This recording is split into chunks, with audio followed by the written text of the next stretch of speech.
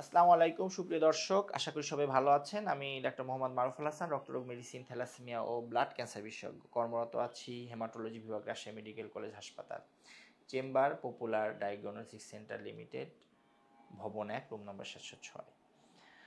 আজকে সকলকে আমরা একটা নির্দিষ্ট রোগ সম্পর্কে সচেতন করতে চাই, সেটা হচ্ছে লিম্ফোমা। তো লিম্ফোমা কি জিনিস?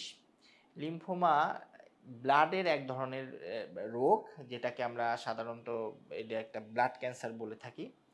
এবং এখানে সাধারণত যে ঘটনাগুলো ঘটে সেটা হচ্ছে যে আমাদেররা জানি যে আমাদের লিম্ফেটিক সিস্টেম আছে, বোন ম্যারো থেকে ব্লাডের যতগুলো উপাদান আছে তার মধ্যে একটা অন্যতম উপাদান হচ্ছে লিম্ফোসাইট। সেটা বোন ম্যারো থেকে তৈরি হয় এবং সেটা তৈরি হয় আমাদের পেরিফেরালে যে লসিকা গ্রন্থি এবং লসিকা গ্রন্থির নালী থেকে গ্রন্থিগুলো যেখানে আছে, যেগুলোকে আমরা বলে থাকি লিম্ফ নোড, এবং সেটা অবস্থান করে আমার বগলে থাকে, সেটা আমার গলাতে থাকে, আমার কুকচিতে থাকে, আমার পেটে এবং লাংসের মধ্যেও আর কি এই গ্রন্থিটা থাকে।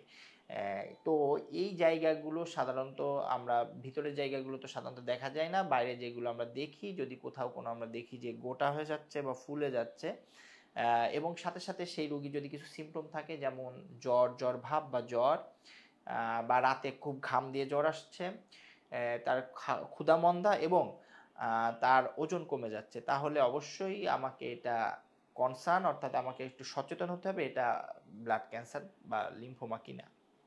তো সেক্ষেত্রে আমাদের করণীয় কি? করণীয় হচ্ছে আমাদের অবশ্যই একজন রক্তরোগ বিশেষজ্ঞের পরামর্শ নেওয়া, এবং সে কিন্তু আপনাকে সঠিকভাবে ফার্দার যে পরীক্ষা নিরীক্ষা করে আপনার রোগ নির্ণয় করা সম্ভব হবে সেটা সে করতে পারবে। অনেক সময় আমরা একটা ভুল করে থাকি, সেটা হচ্ছে যে এরকম শরীরে আমরা দেখি যে বিভিন্ন জায়গা গোটা বা ফুলে গেছে, তা আমরা সচরাচর যখন ডাক্তারের কাছে যাই, এবং গলাতে ফুলে গেলে আমরা সাধারণত নাক কান গলার ডাক্তারের কাছে বেশি যাই। তো আমরা অনেক সময় এফএনএসি করা হয়ে যায়, এফএনএসি করে অনেক সময় দেখা যাচ্ছে কনক্লুসিভ রিপোর্ট আসে না।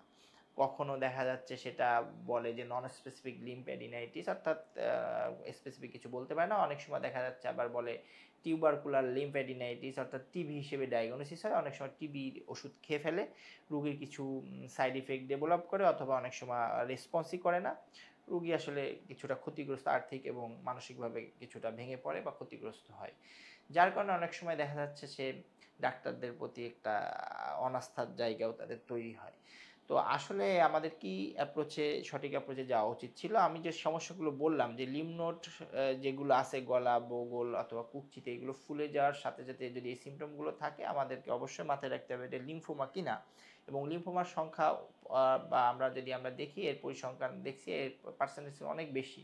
তো আমরা লিম্ফোমাকে ডায়াগনোসিস করার জন্য গোল্ড স্ট্যান্ডার্ড যে আমাদের কাজটা করতে হয়, নট এফএনএসি, আমরা করব biopsy lymph node excisional biopsy. যদি এটা এক্সিশন করা যায় তাহলে অবশ্যই এটা সম্পূর্ণ কেটে আমাদেরকে বায়োপসি ফলোড বাই হিস্টোপ্যাথোলজি এবং স্পেসিফিক আর একটা টেস্ট ইমিউনোহিস্টোকেমিস্ট্রি, যার মাধ্যমে আমরা আরও লিম্ফোমার যে 84 বা টোটাল যদি আমি প্রকারভেদ বলি প্রায় 100 প্রকার লিম্ফোমা আছে, তা আমরা স্পেসিফিক কোন লিম্ফোমা সেটাও কিন্তু আমরা ইমিউনোহিস্টোকেমিস্ট্রির মাধ্যমে জানতে পারি। তাহলে আমরা যদি প্রথমেই বায়োপসিটা করে ফেলতে পারি, তাহলে কিন্তু আমার রোগ নির্ণয় এবং ইমিউনোহিস্টোকেমিস্ট্রি করার মাধ্যমে স্পেসিফিক কোন ধরনের লিম্ফোমা তার মাধ্যমে আমরা চিকিৎসা করতে পারবো। আরও মজার ব্যাপার হচ্ছে বায়োপসির গুরুত্বকেই, সে কিন্তু যদি টিবির জন্য বড় হয় সেটাও বলে দিতে পারে, ইনফেকশনের জন্য যদি লিম্ফ নোড বড় হয় সেটাও বলে দিতে পারে, কিন্তু এফএনএসি কিন্তু এই ক্ষেত্রে অনেক ক্ষেত্রেই পারে না। এফএনএসি থাইরয়েডের জন্য প্রযোজ্য, সেটা ভালো বলতে পারে, এবং যদি কখনো অন্য কোনো সলিড ক্যান্সার লিম্ফ নোডে মেটাস্টেসিস যেটা ছড়িয়ে পড়েছে সেক্ষেত্রে বলতে পারে। অন্যথায় কিন্তু আমাদের অবশ্যই বায়োপসিকে প্রাধান্য দিতে হবে এবং বায়োপসি করতে হবে। আবার আর একটা গুরুত্বপূর্ণ ইস্যু থাকে, অনেকের লিম্ফ নোডগুলো আমরা বললাম যে আমার বুকেও থাকে, আমার পেটেও থাকে, তো সেক্ষেত্রে ওইগুলো ফুলে গেলে কী হবে? অনেক সময় আমরা দেখেছি যে কোনো রোগী আলট্রাসোনো অথবা এক্সের মাধ্যমে ওরকম বড় লিম্ফ নোড নিয়ে চলে আসছে, তখনও আমরা অনেক সময় এফএনএসি পরামর্শ করি। কিন্তু না, আমাদের আমি রাজশাহীতে আছি, এবং রাজশাহীতেই কিন্তু আমাদের কোর বায়োপসি বলে একটা, বা গান বায়োপসি বা কোর বায়োপসি আছে, যার মাধ্যমে কিন্তু আমরা ওই যে পেটের মধ্যে বা লাংসের মধ্যে যে লিম্ফ নোড বড় হয়েছে ওটাও কিন্তু আমরা বায়োপসি নিতে পারি, এবং ওই কোর বায়োপসির মাধ্যমে কিন্তু আমরা পরীক্ষা করে এটা লিম্ফোমা কিনা ডায়াগনোসিস করতে পারি এবং সঠিক চিকিৎসা দিতে পারি। তাহলে আমাদের একটু সচেতন হতে হবে। সেই সচেতনতা হচ্ছে এটাই যে আমাদের যদি কখনো শরীরের কোথাও গোটা আসে অথবা কোনো ইনসিডেন্টাল বা আমরা পরীক্ষার মাধ্যমে পেটে আল্ট্রাসাউন্ড বা এক্সরের মাধ্যমে পেটে অথবা বুকে কোনো গোটা আসে, তাহলে অবশ্যই আমার ফার্স্ট কাজ হচ্ছে এটা লিম্ফোমা কিনা সেটা এক্সক্লুড করা। এই জন্য আমাকে একজন রক্তরোগ বা ব্লাড ক্যান্সার বিশেষজ্ঞের পরামর্শ নেওয়া, তাহলে সে আপনাকে সঠিক অ্যাপ্রোচে গাইড করতে পারবে। অর্থাৎ আপনার বায়োপসি ফলোড বাই হিস্টোপ্যাথোলজি এবং ইমিউনোহিস্টোকেমিস্ট্রির মাধ্যমে যদি লিম্ফোমা হয় সেটাও বলা যাবে এবং স্পেসিফিক কোন ধরনের লিম্ফোমা সেটাও বলা যাবে এবং সেই অনুযায়ী কিন্তু চিকিৎসা নেওয়া যাবে। এবং সেটা যদি আপনার নাও হয় সেক্ষেত্রেও আপনার প্রপার চিকিৎসা, প্রপার ডায়াগনোসিস সম্ভব হবে এবং প্রপার চিকিৎসা সম্ভব হবে।